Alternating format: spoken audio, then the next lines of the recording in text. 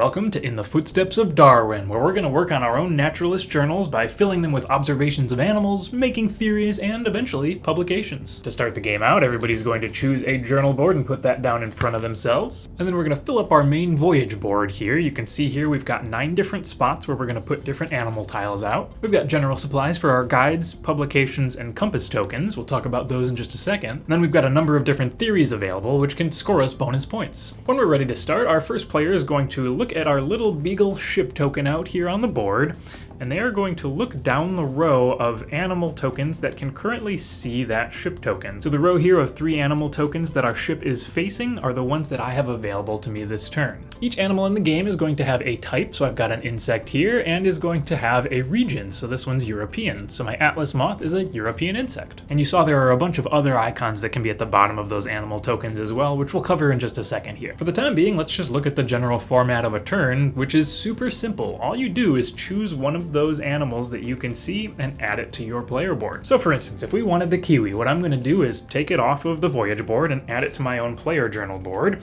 Since it is an Australian bird, there is a spot on my board for Australian birds, so that's where I'm going to put it. And then I'm going to move the beagle. To do that, I'm going to count how many spaces away the tile I chose was from our ship. So this would have been 1, the kiwi was 2, and the blue peafowl was 3. The kiwi was 2, that's the one we chose, so we're going to move the ship 2 spots clockwise around the world. And finally, we're going to replenish that empty tile spot with the top one off of one of these stacks. That's the end of my turn. The next player is going to do exactly the same, except that now the beagle is facing this row of 3, so they still have access to the Atlas moth, but there's also a termite and a raccoon now in play for them. And the basic format really is that simple. It's choose an animal, put it on your board, and then move the beagle, refresh, and you're ready to go. But there are a bunch of other things you're going to want to be considering while you're making your animal choices based on how they can score you points. One of the things you can do is form a theory. Now a theory is one of these little ribbon-shaped tokens, each of which can score you bonus points at the end of the game.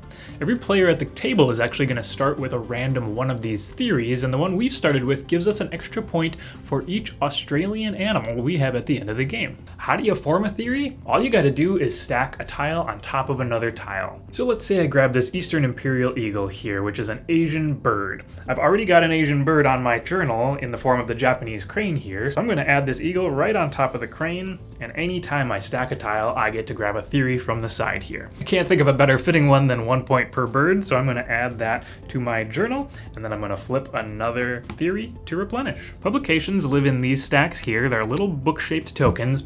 Each of them is worth 5 points, and they have a little picture of an animal in them, but the idea is that you get a bonus 5 points for having created a publication, and it can matter for theories sometimes. To earn one of these publication tiles, all you have to do is complete a row or column of animals. So if we grab this great white pelican, an American bird, that fills out our row of birds, also great for that theory we already took.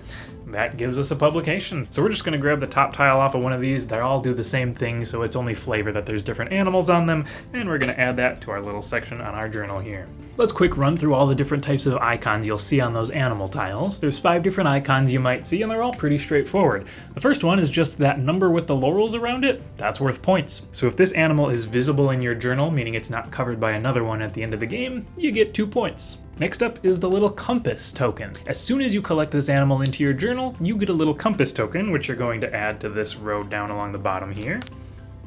And at the end of the game, you get to score points based on how many compasses you have times the number of maps you have on your animal tiles. Now the compasses happen immediately, and you can never lose those tokens you gain when you collect those animals, but the maps still have to be visible at the end of the game, so you can't cover up those animals and still score your map points. And the last 2, which this moose is kind enough to show us both of, is going to be the little guide token here. Guides are these tiny little tokens here, and whenever you collect an animal with a guide symbol, you're just going to add a guide to your board. Guides will let you do 2 things on your turn, one of which is to scoot the beagle forward or backward 1 space before you make your animal selection, or they'll let you refresh a row entirely by shuffling these 3 tokens back to the bottom of one of these stacks and refreshing with 3 new ones. And the last one we see there is the little crown. The crown interacts with theories sometimes. You can see here this one gets us bonus points for every visible crown we have in our journal at the end of the game, but also every time you collect an animal with a crown, you get the Darwin token.